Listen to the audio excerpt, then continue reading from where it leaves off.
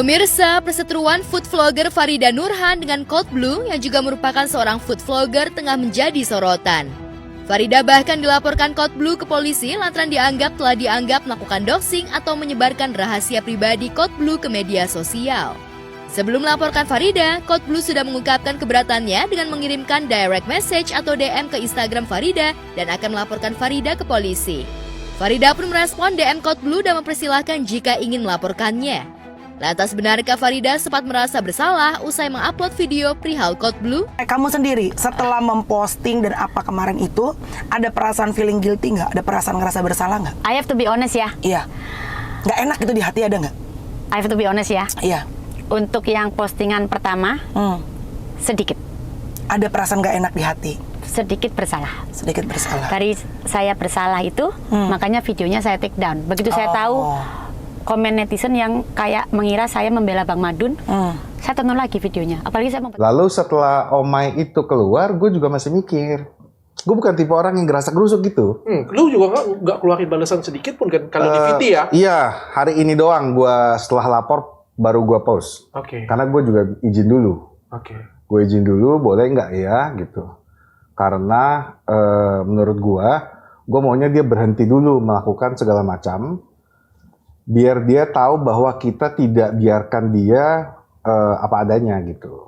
Soalnya kan kalau orang dibiarkan apa adanya kan dia pikir kita nggak peduli kan, takut gitu kan. Nah, gue pengen dia berhenti dulu gitu. Itu aja sih. Tak hanya menyebarkan rahasia pribadi Coldblue, wanita yang akrab disapa Omai ini juga menghina fisik Coldblue. Farida bahkan terlihat menertawakan fisik Coldblue.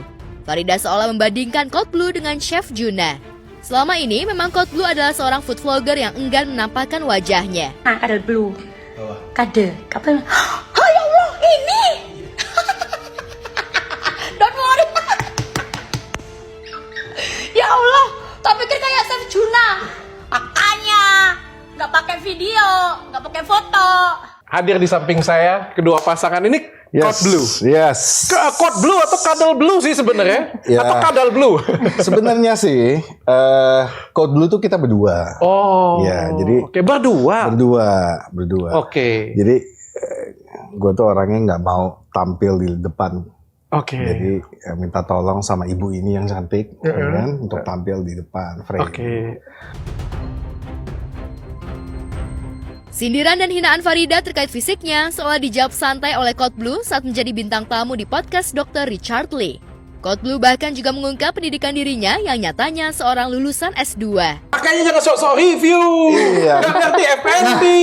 Itu juga nggak apa-apa. Itu juga nggak masalah. Itu kan opini lu. It's okay.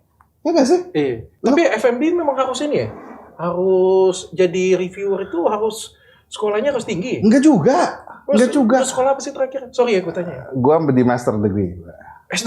Iya. Gua financial engineering. Yang ngomong sekolahnya apa terakhir ya? Gua nggak tahu dan gua nggak peduli juga. Kadang-kadang gini loh. Mungkin ya orang jadi gini, banyak sekali waktu kita ketemu orang gitu. Kadang-kadang unik ya. Iya, dia terlalu banyak peduli. Ngapain lu peduliin sih urusan orang? Gua nggak mau peduli. Lantaran dianggap sudah menyerang fisik Coldblue, Farida pun diserang netizen. Sejumlah netizen bahkan meminta Farida untuk berkaca saat dirinya belum menjalani operasi plastik. Lantas benarkah Farida kena mental lantaran menerima hujatan dari netizen? Benarkah anak dan cucu Farida juga terkena imbas dan mendapat hujatan dari netizen? Jadi hari ini, Omai kalau saya tanya dengan semua bule netizen di TikTok, di sosial media, Omai kena mental nggak? Kena mental ya dari 1 sampai 10, 1. Satu yang paling ringan? Iya, loh, enggak. Ya, gimana? Saya ini kayak gini udah. Cuman kasihannya ke anakku sama cucuku. Kenapa? Ya dibully juga kan, diserang sama netizen. Itu doang yang saya lakukan, bangun tidur, ntar mungkin nge-text, minta maaf. Selalu, saya minta maaf. Ke anak cucumu? Selalu, saya selalu, kalau... Perseteruan Farida dan Coldblue berawal saat Coldblue mereview rumah makan milik Nyak Kopsa yang berada di kawasan Tangerang. Sebagai food vlogger, Coldblue pun memberi ulasan terkait makanan, harga, serta pelayanan dari rumah makan Nyak Kopsa. Yang ini bukan 5 star, tapi udah 25 tahun jualan. Gokil.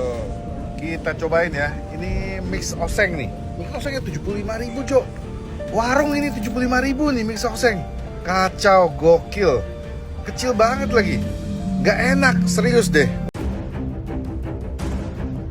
Ya, menurut Code Blue, beberapa makanan yang dia pesan dianggap kurang, meski ada beberapa makanan yang dianggap enak. Dari sisi harga, Code Blue juga menilai harga di rumah makan tersebut cukup mahal.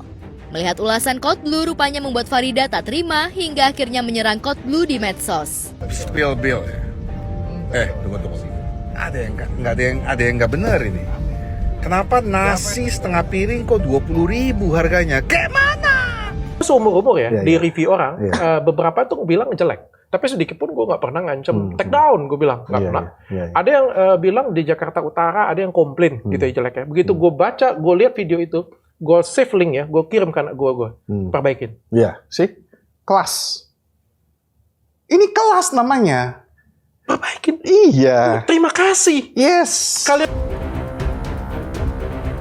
Sebelumnya, Farida juga sempat menyerang TikTokers AA Juju yang juga mereview rumah makan Nyak Kopsa dan memberi ulasan mengenai kondisi rumah makan yang terlihat kotor dan juga harga yang terlalu mahal.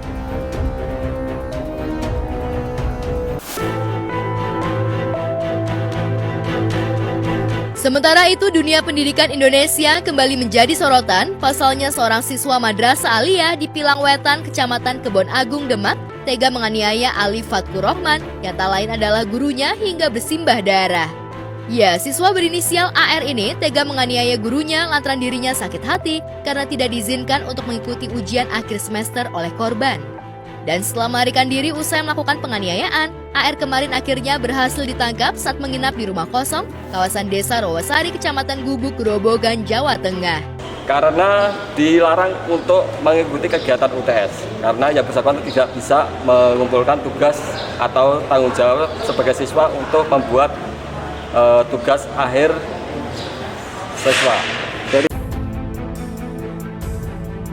Ya, di mata para guru, pelaku AR memang dikenal sebagai murid yang kerap membolos dan tak disiplin.